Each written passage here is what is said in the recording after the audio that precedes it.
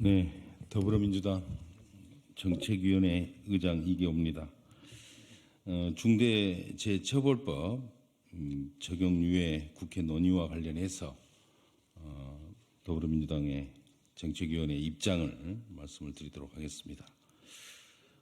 오늘 윤석열 대통령이 중대재해처벌법 50인 또 50억 미만 사업자 적용 유예가 필요하다고 주장을 했습니다. 중대재해처벌법 50인 미만 사업장 적용이 열흘 남은 현 시점에 와서야 윤석열 대통령이 직접 나서서 국회 법안 처리를 요청을 한 것입니다.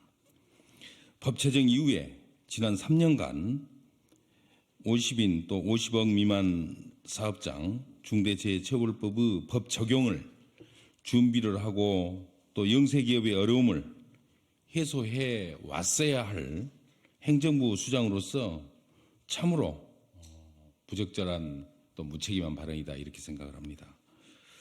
특히 전체 중대재해 사망자 중 60%가 50인 미만 사업장에서 발생이 되고 있는 현실 속에서 영세 기업들이 고금리, 고물가로 견디기 힘든 상황만을 앞세워서 적용유예 법안 처리를 요구하는 윤석열 대통령의 인식에 대해 깊은 유감을 표합니다.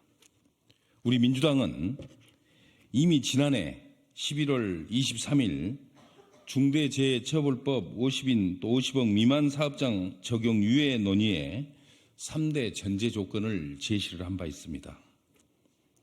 법 시행 이후 법 적용을 제대로 준비하지 않는 정부의 공식 사과 및 관계자 문책, 그리고 산업안전보건청 설립을 포함한 향후 구체적인 계획과 재정 지원 방안, 유예 이후 모든 기업에 적용한다는 경제단체의 확실한 약속, 이렇게 세 가지를 요구를 했었습니다.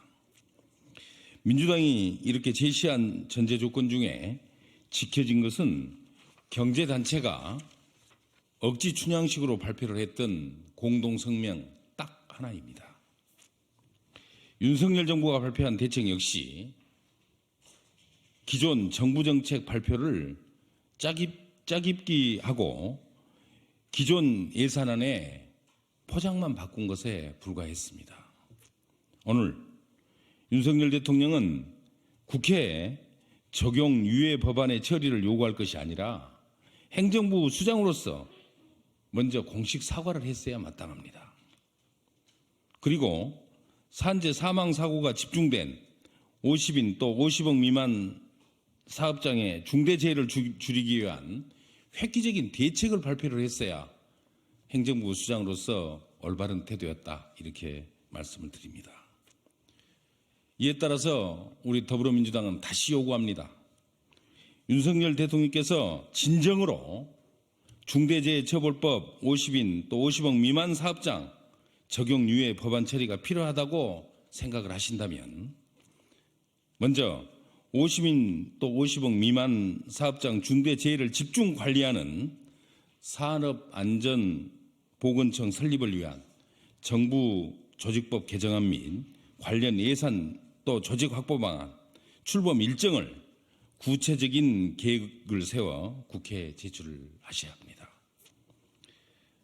또한 두 번째로 50억 미만 사업장의 중대재해를 획기적으로 감축할 수 있는 기반을 마련할 수 있도록 2024년 현재 50인 미만 사업장 산업재해 예방 직접 예산 1조 2천억을 2조 원 수준 이상으로 확보를 하겠다는 계획과 함께 2024년 내 집행하기 위한 구체적인 계획을 국회에 제출하시기 바랍니다.